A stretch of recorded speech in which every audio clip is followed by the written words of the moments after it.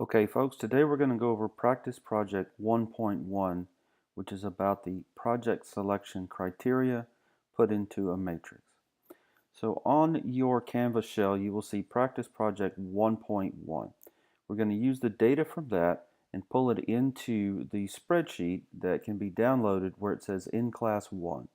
Normally we would do this in class, but because you're online, I'm going to give you the video to show you exactly how to do this.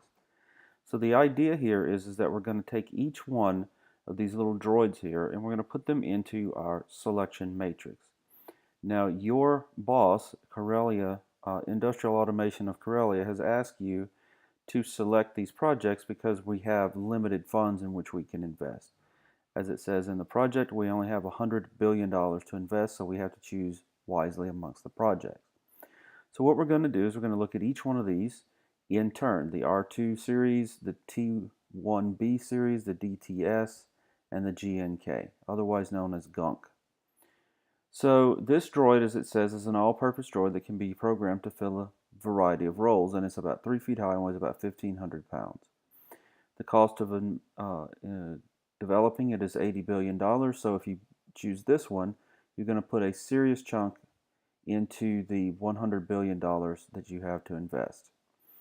Now the way we do this, as you can see once you have downloaded Practice Project 1, is that we're going to put it into a selection matrix. The matrix has a weighted average across the top where they weight customer relations a 10, new products an 8, supplier relations a 5, and the positive ROI a 5 as well. So all we have to do for these is to plug them into each one of the matrices and do a weighted score. So for the R2 unit, we have said that customer relations weight on that is a 7. We're getting that from customer relations weight of a 7. New products, 5. Supplier relations, 3. And finally, positive ROI of 4.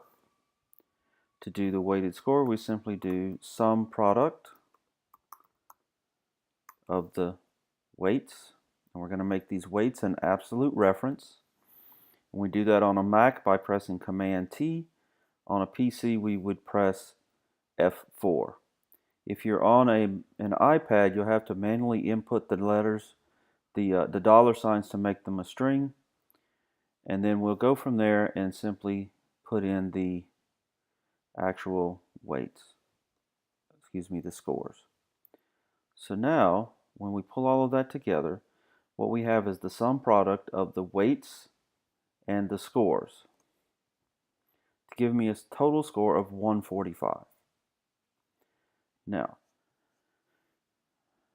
I will then simply go through and put each one of the other scores in. The surgical droid, the 21B, has customer relation score of 6. I tab over, put in 10, tab over, put in a 5, and I tab over and put in 3. That is from the 6, 10, 5, and 3 for the 21B surgical droid.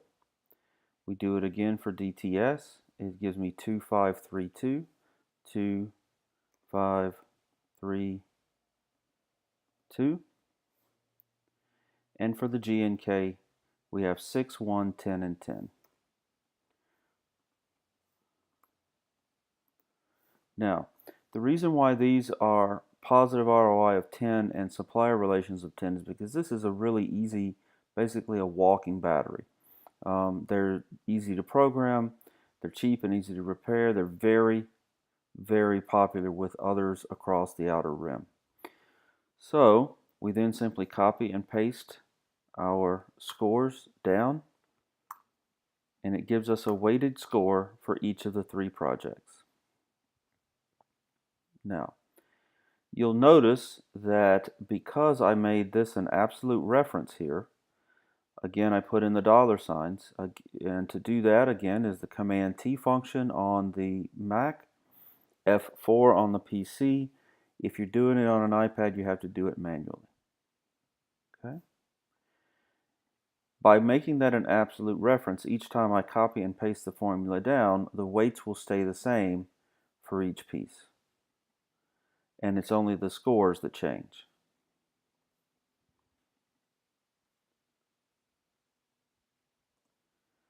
Now, the beautiful thing about doing it this way is that now I have a weighted score for each one of these droids. The R2 unit is a 145, the 21B is 180, DTS is 85, G and K is 168. The point of this is, though, that if we do R2 or 21B, we can't do both of these because we only have $100 billion, and each one of those will take up too big of a chunk. So even though we have 145 and 180, if we pick with this one, we can't do any of the other projects because it'll cost us too much money. So what you have to do is now look at your money, the amount of funds that you have at $100 billion, and you have to decide which of these that you're going to take. So if you do the G and K at 15 billion, that leaves you some money for you to invest in any of the others. If you do the dismantler droid at 30 billion, maybe you have some left over for other projects. So you're on your own from here, but again, all you have to do is pick which one of them you would choose and then write that up into a simple one-page executive summary. Thank you very much.